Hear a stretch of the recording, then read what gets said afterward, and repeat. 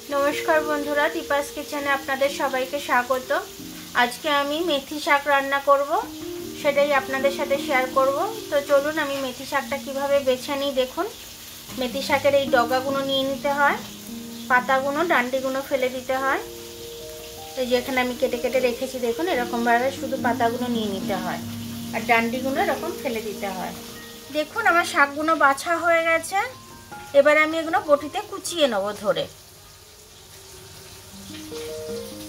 এইভাবে ধরে এইভাবে নিয়ে এইভাবে কুচিয়ে নিতে হয়। আমি রসুনগুলো থেতো করে রেখেছি, রসুনটা ফোড়ন দিয়ে দেবো আমি। আর ওদিকে শাক পাতাটা আমি যেটা দেখিয়ে রেখেছিলাম মেথি শাকটা আমি কুচিয়ে রেখেছি, ওটা দিয়ে দেবো। এটা লালটা একটু লাল হলেই দিয়ে দেবো। রসুনটা একটু লাল লাল হয়ে গেছে, এবার আমি আলুটা দিয়ে দেবো। মেথি শাকটা আলু দিয়েই ভাজে। আলু ভাজার মধ্যে একটু নুন দিয়ে দিলাম স্বাদ অনুযায়ী, হলুদ দিয়ে দিলাম একটু। এবার এটাকে ভেজে লাল লাল করে ভেজে নেবো, তারপর শাকটা দেবো আমি। দেখুন আমার আলুটা লাল লাল হয়ে গেছে। এবার আমি এর মধ্যে শাকটা দিয়ে দেবো, তাতে একটু নুন দিয়ে দেবো।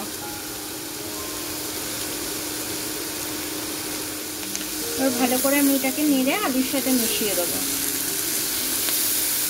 এই মেথি শাকটা কিন্তু আলু দিয়েই ভাজতে হয়। আপনারা চাইলে বেগুন দিয়েও ভাজতে পারেন, কারণ মেথি শাকটা একটু আটি আটি ভাব থাকে, হালকা তেতো তেতো থাকে মেথিটা। ওই জন্য মেথি শাকটা আলু দিয়ে ভাজতে হয়, আর না হলে বেগুন টেগুন দিয়ে কিছু দিয়ে ভাজতে হয়। তো আমি বেশিরভাগ আলু দিয়েই ভাজি। আমাদের বাড়িতে এটা খুব সবাই পছন্দ করে। শাকটা সুগারের ক্ষেত্রে খুব উপকার, তার জন্য আরও সবাই খুব ভালোবাসে এটাকে খেতে। এবারে আমি ধিমি আছে চাপা দিয়ে দেবো। একটু কাঁচা লঙ্কা চিড়ে দিয়ে দেবো প্রথমে। কাঁচা লঙ্কা চিড়ে কয়েকটা দিয়ে দিয়েছিলাম, সেটা দেখানো হয়নি আপনাদের, তো আপনারাও দিয়ে নেবেন। আমার শাক ভাজাটা পুরোপুরিভাবে হয়ে গেছে, এবার আমি নামিয়ে নেবো এটাকে। আলুও খুব ভালো সেদ্ধ হয়ে গেছে। দেখুন আমার মেথি শাক ভাজাটা হয়ে গেল। এরকম করে ভাজা করে শুকনো শুকনো ভাত দিয়ে খেতে খুব ভালো লাগে। তো আপনারা এরকমভাবে করে খেয়ে কমেন্টস করে জানাবেন যে কেমন লাগলো আপনাদের। তো আমার ভিডিওটা দেখার জন্য অনেক অনেক ধন্যবাদ।